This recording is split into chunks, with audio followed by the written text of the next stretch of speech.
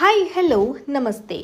ಸಾಮಾನ್ಯರು ಸೆಲೆಬ್ರಿಟಿಗಳಂದ್ರೆ royal life, car, party, 5 star hotel, selfie ಇತ್ಯಾದಿಗಳು ಅಂತ ಅಂದ್ಕೊಂಡಿರ್ತಾರೆ. ಆದರೆ ಅವರಿಗೂ ಕೂಡ ಅವರದ್ದೇ ಆದ ಕಷ್ಟಗಳಿರುತ್ತೆ. ಹೊರ ಜಗತ್ತಿಗೆ ಅದು ಗೊತ್ತಾಗೋದಿಲ್ಲ ಅಷ್ಟೆ. ಗೊತ್ತಾದರೂ ಕೂಡ ತೀರಾ ಅಪರೂಪ. ಇನ್ನು ಬದುಕು ಕಷ್ಟ ಸುಖದ ಕಡಲು. ಅವರ ಬಾಳಿನ ಹೊದಿಕೆ ಕೂಡ ಸುಖ ದುಃಖದ ದಾರಗಳಿಂದ ನೇಯ್ದಿರುತ್ತೆ. ಸಿರಿವಂತರಿರಲಿ ಬಡವರಿರಲಿ ಸುಖ ದುಃಖ ಎರಡನ್ನೂ ಅನುಭವಿಸಲೇಬೇಕು. ಇದಕ್ಕೆ ಮತ್ತೊಂದು ಉದಾಹರಣೆಯಂತೆ ಇರುವ ಹರೀಶ್ ರಾಯ್ ಅವರ ಆರೋಗ್ಯ ದಿನದಿಂದ ದಿನಕ್ಕೆ ಹದಗೆಡ್ತಾನೇ ಇದೆ. ದೇಹದ ತೂಕ ಕಡಿಮೆಯಾಗಿದೆ.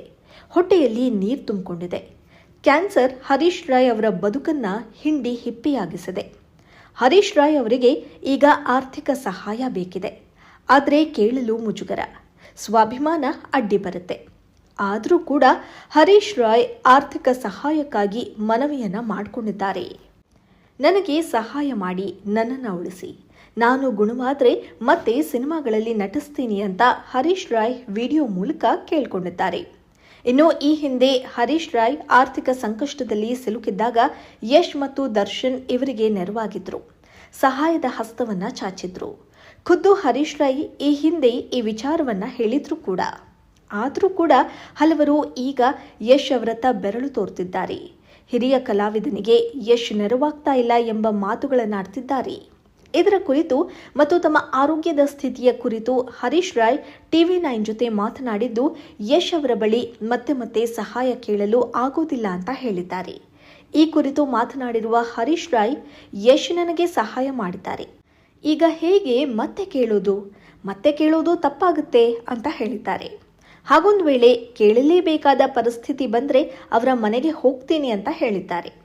ಒಂದು ಬಾರಿ ಸಹಾಯ ಮಾಡಿದವರಿಗೆ ಪದೇ ಪದೇ ತೊಂದರೆ ಕೊಡಬಾರ್ದು ಅಂತ ಹೇಳಿರುವ ಹರೀಶ್ ರಾಯ್ ಅವರಿಗೆ ಎಷ್ಟು ಅಂತ ಹಣ ಕೇಳೋದು ಬೇಡ. ಅವರೀಗ ಬಾಲಿವುಡ್ನಲ್ಲಿ ಒಳ್ಳೆಯ ಸಿನಿಮಾಗಳನ್ನು ಮಾಡ್ತಿದ್ದಾರೆ.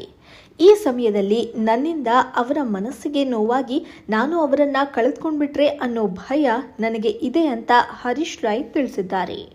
ಇವತ್ತು ವರ್ಲ್ಡ್ ವೈಡ್ನಲ್ಲಿ ಅವರು ಯಾರಿಗೂ ಸಿಗ್ತಿಲ್ಲ. ನಾವು ಒಂದು ಫೋನ್ ಮಾಡಿದ್ರೆ ಸ್ಪಂದಿಸ್ತಾರೆ. ಅಂಥವರನ್ನ ನಾವು ಯಾವತ್ತೂ ಕಳೆದುಕೊಳ್ಬಾರ್ದು ಅಂತ ಹೇಳಿದ್ದಾರೆ. ನನ್ನ ಜೀವ ಇರೋವರೆಗೆ ಯಾವ ಕಾರಣಕ್ಕೂ ಕೂಡ ನಾನು ಯಶ್ ಅವರನ್ನ ಕಳೆದುಕೊಳ್ಳಲು ಬಯಸುವುದಿಲ್ಲ.